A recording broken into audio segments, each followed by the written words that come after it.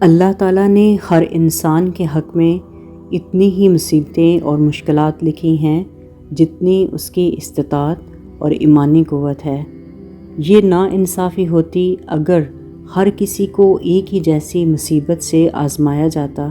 اور ناکامیابی پر اسی طرح سزا دے دی جاتی، کیونکہ کچھ لوگ دوسروں کی نسبت زیادہ صبر کی استطاعت رکھتے ہیں۔ یہ تو اللہ تعالیٰ کا انصاف اور اپنی مخلوق پر مہربانی، شفقت اور رحم دلی ہے، جس کی بدولت وہ اپنے بندوں کو ان کی استطاعت کے مطابق آزماتا ہے اور اسی کے مطابق ان کی نافرمانی کے بدلے میں انہیں سزا بھی دیتا ہے۔ قرآن کریم میں بار بار اس بات کا تذکرہ کیا گیا ہے، چنانچہ ارشاد الہی ہے کہ اللہ تعالیٰ کسی جان کو اس کی طاقت سے زیادہ تکلیف نہیں دیتا۔ جو نیکی وہ کرے وہ اس کے لیے، اور جو برائی وہ کرے اس کا وبال بھی اسی پر ہے۔ یاد رکھیں کہ دنیاوی مشکلات زندگی کا ناگزیر حصہ اور اللہ کی طرف سے آزمائش ہے۔ سورہ بقرہ میں اللہ پاک اپنے بندوں سے فرماتے ہیں، اور ہم کسی نہ کسی طرح تمہاری آزمائش ضرور کریں گے، دشمن کے ڈر سے، بھوک سے، مال و جان اور پھلوں کی کمی سے، اور صبر کرنے والوں کو خوشخبری دے دیں، جنہیں جب کوئی مصیبت آتی ہے تو کہہ دیا کرتے ہیں کہ ہم تو خود اللہ تعالیٰ کی ملکیت ہیں، ہم اسی کی طرف لوٹنے والے ہیں اور ان پر ان کے رب کی نوازشیں اور رحمتیں ہیں، اور یہی لوگ ہدایت یافتہ ہیں۔ اللہ کے نبی صلی اللہ علیہ وآلہ وسلم نے فرمایا کہ مومن کا معاملہ بھی بڑا ہی تعجب انگیز ہے کہ اللہ تعالیٰ مومن کے حق میں کوئی فیصلہ نہیں فرماتا مگر اس کی بھلائی کے لیے، اور یہ اعزاز مومن کے سوا کسی اور کو حاصل نہیں ہے۔ اس حکمت الہی کو پوری طرح سمجھیں کہ یہ ساری مصیبتوں کے پیچھے کا کیا راز ہے۔ انسان کی طاقت سے باہر ہے، کیونکہ ہمارا علم فقط ظاہری معاملات کی حد تک محدود ہے، اور اللہ ہی کو علم ہے کہ آخر میں حالات کیسے بدلیں گے اور بندے کو اس سے کیسے فائدہ پہنچے گا۔ بس مصیبتیں جو بظاہری تو بری لگتی ہیں، ہو سکتا ہے کہ آگے چل کر بہت فائدہ مند ہوں۔ قرآن کریم میں اللہ تعالیٰ فرماتا ہے، ممکن ہے کہ تم کسی چیز کو برا مانو، اصل میں وہی تمہارے لیے بھلی ہو، اور یہ بھی ممکن ہے کہ تم کسی چیز کو اچھی سمجھو حالانکہ وہ تمہارے لیے بری ہو۔ اللہ ہی کو ہے، تم محض بے خبر ہو۔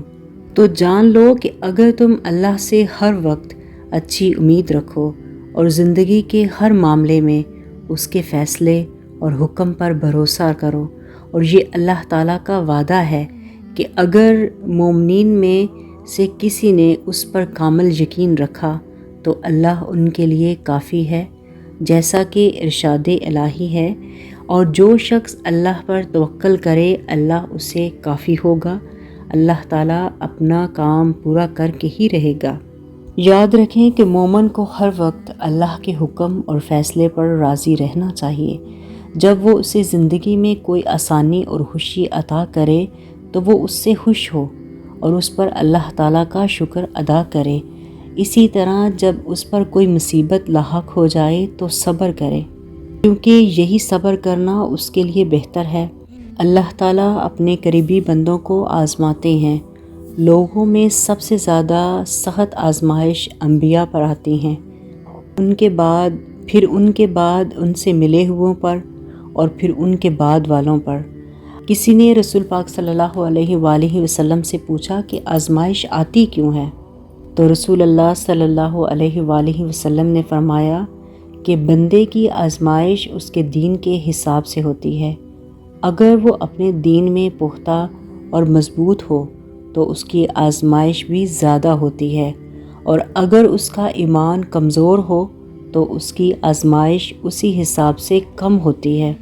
بندے پر مسلسل آزمائشیں آتی رہتی ہیں، حتیٰ کہ وہ اسے ایسے پاک کر دیتی ہیں کہ وہ زمین پر چل پھر رہا ہوتا ہے اور اس کے ذمے کوئی گناہ نہیں ہوتا۔ حضرت انس رضی اللہ عنہ سے روایت ہے کہ کہ رسول اللہ صلی اللہ علیہ وآلہ وسلم نے فرمایا، جب اللہ تعالیٰ اپنے کسی بندے کے لیے بلائی کا ارادہ کرتا ہے تو اس کی سزا کو دنیا کی زندگی میں جلدی دے دیتا ہے، اور جب اپنے بندے سے بدلہ لینا چاہتا ہے تو اس کے گناہوں کو روک لیتا ہے تاکہ وہ قیامت کے دن ان کے ذریعے سے اس کا فیصلہ کرے۔ ان لوگوں کے لیے جو یہ محسوس کر رہے ہیں کہ وہ زندگی کے ایک مشکل وقت سے گزر رہے ہیں، امید ہے کہ اللہ انہیں اپنے قریب کر رہا ہے، جیسا کہ رسول اللہ صلی اللہ علیہ وآلہ وسلم نے ذکر کیا ہے۔ ابو ہریرہ رضی اللہ عنہ سے روایت ہے کہ رسول اللہ صلی اللہ علیہ وآلہ وسلم نے فرمایا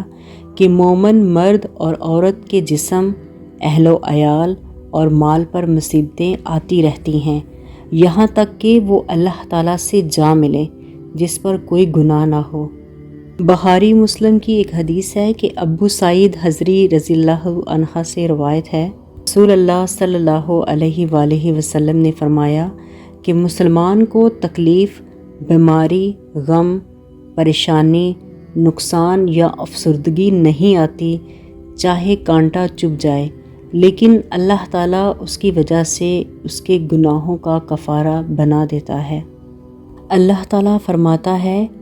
کوئی مصیبت اللہ کی اجازت کے بغیر نہیں پہنچ سکتی۔ جو اللہ پر ایمان لائے اللہ اس کے دل کو ہدایت دیتا ہے اور اللہ ہر چیز کو خوب جاننے والا ہے۔ حضرت ابن عباس رضی اللہ عنہ نے فرمایا کہ اللہ کا بندے کے دل کو راہ دکھانے کا مطلب یہ ہے کہ اللہ اس کے دل کو یقین عطا کر دیتا ہے۔ اس سے بندے کو یہ علم ہو جائے گا کہ جو مصیبت اس تک پہنچ گئی وہ اس سے ٹل نہیں سکتی تھی، اور جو مصیبت بندے سے ٹل گئی وہ اس تک پہنچ نہیں سکتی تھی۔ امام ابن کثیر اپنی تفسیر میں لکھتے ہیں کہ کسی مصیبت سے دوچار ہونے کے بعد اگر بندہ یہ ایمان رکھے کہ یہ سب اللہ تعالیٰ کے حکم اور فرمان سے ہوا ہے اور وہ صبر کرتے ہوئے اسے سہ لے اور اللہ تعالیٰ سے جزا کی امید رکھے تو اللہ تعالیٰ اس کے دل کی رہنمائی کرے گا اور اس کی زندگی میں کھوئی ہوئی چیز کے عوض میں اس کے دل کو نور و ہدایت سے منور اور اس کے ایمان کو تقویت دے گا، اور جو کچھ بندے نے کھویا ہوگا اس کی تلافی بھی اللہ تعالیٰ ہی کرتا ہے۔ اللہ کے نبی صلی اللہ علیہ وآلہ وسلم فرماتے ہیں کہ اور کوئی چیز مصیبت کی شکل میں تمہارے پاس آ جائے تو یہ مت کہو کہ اگر میں ایسا نہ کرتا تو یہ نہ ہوتا وغیرہ وغیرہ، بلکہ یہ کہو کہ اللہ نے وہی کیا جو ہونا تھا، تمہارا